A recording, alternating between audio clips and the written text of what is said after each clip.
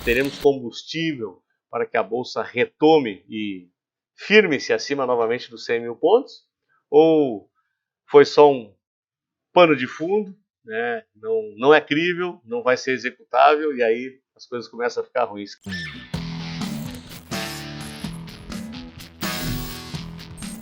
Olá, amigos e amigas da Focalize, sejam muito bem-vindos aqui ao nosso bate-papo da sexta, esse espaço de debate dos principais temas da semana ligados aqui ao mercado financeiro, já tentando projetar também nossa visão para o que pode acontecer com os principais mercados e ativos.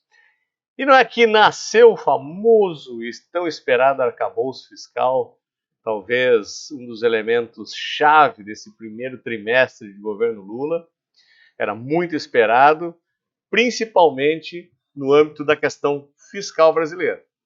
Porque Lula, Gleisi, mais a turma mais raivosa do PT continua vociferando contra o BC, tentando, de qualquer maneira, forçar a questão da baixa de juros. No último relatório, na última ata do Banco Central, ficou claro que, a partir do momento que se tenha um ajuste fiscal crível, né, que seja possível de executar e as contas públicas do Brasil caminhem para o eixo ou da zeragem ou do superávit, a taxa de juros naturalmente ela começa a voltar para seu ou cair, né, para onde a gente imagina que ela deveria ir e obviamente também não tirando o olho da inflação, que é o principal motivo dessa taxa de juros ter subido nesse nível.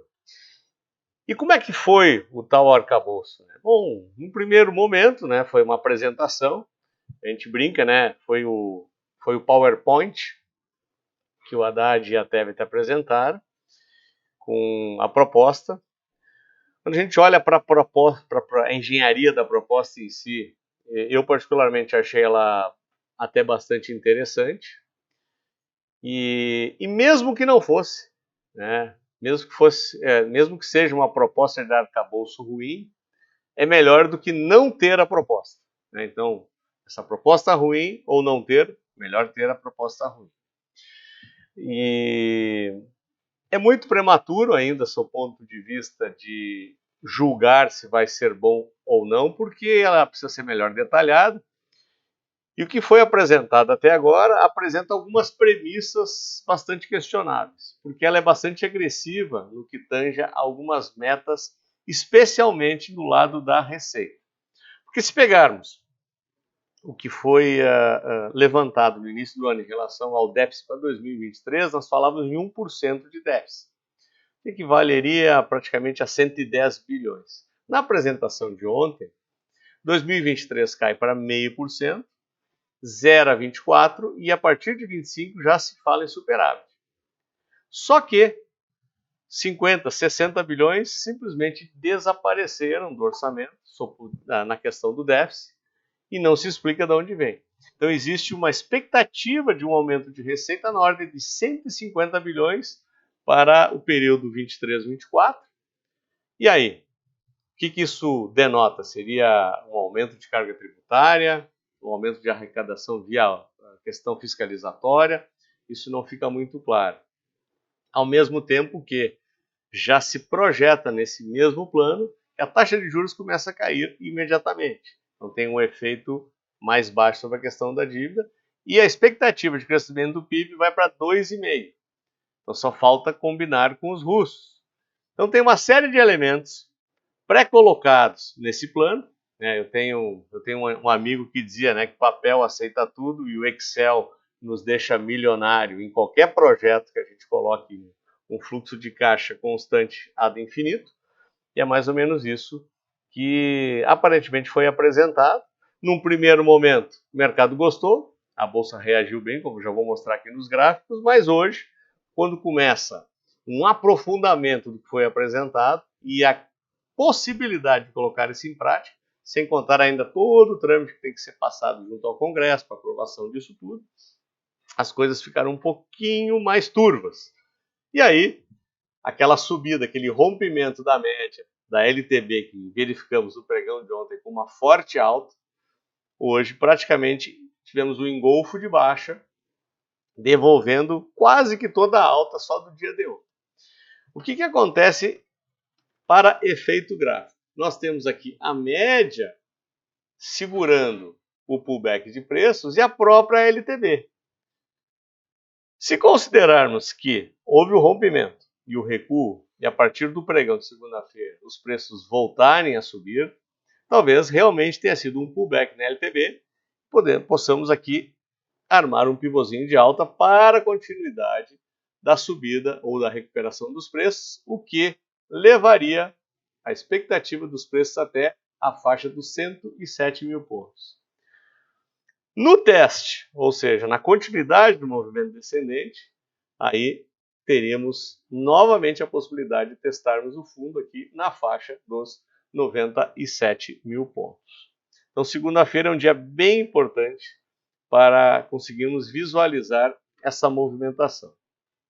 E você pode até dizer, olha, mas a subida que a Bolsa teve lá do fundo foi bastante relevante. Será que já existia uma expectativa em relação ao arcabouço? Eu diria que não.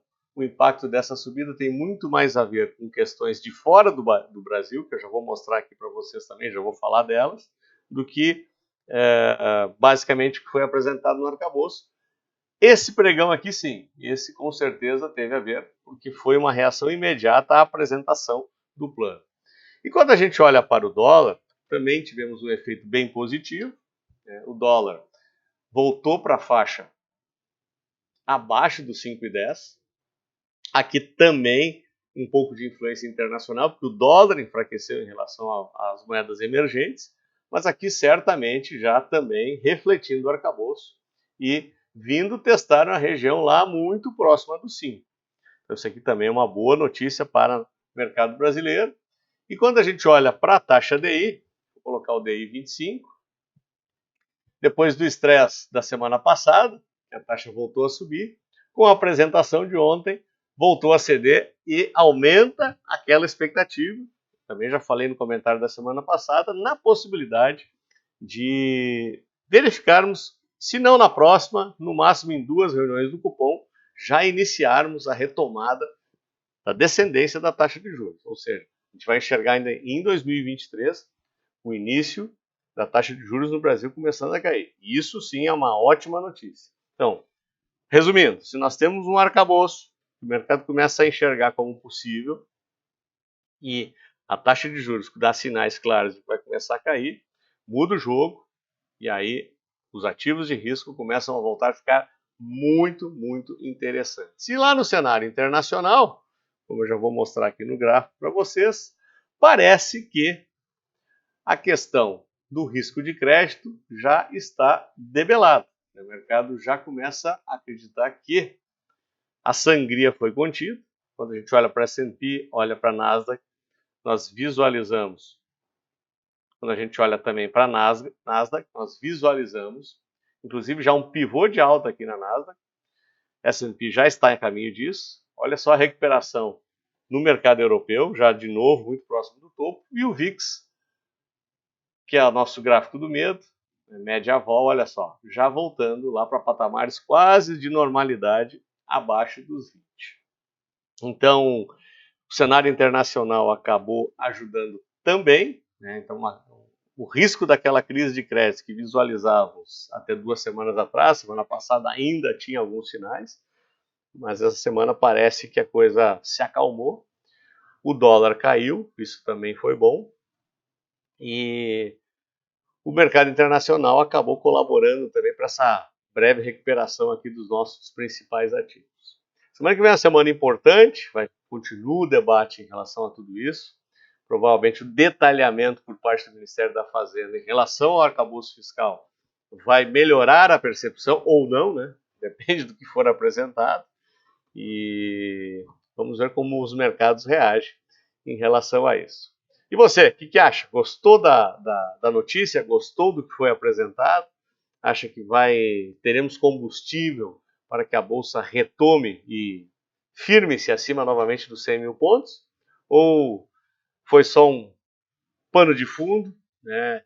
Não é crível, não vai ser executável e aí as coisas começam a ficar ruins? Escreve aqui para mim, adoro ouvir a opinião de vocês E se gostar do vídeo, deem seu like, assinem aqui nossos canais. Tenham todos um ótimo final de semana e quero vê-los no nosso próximo vídeo. Até lá!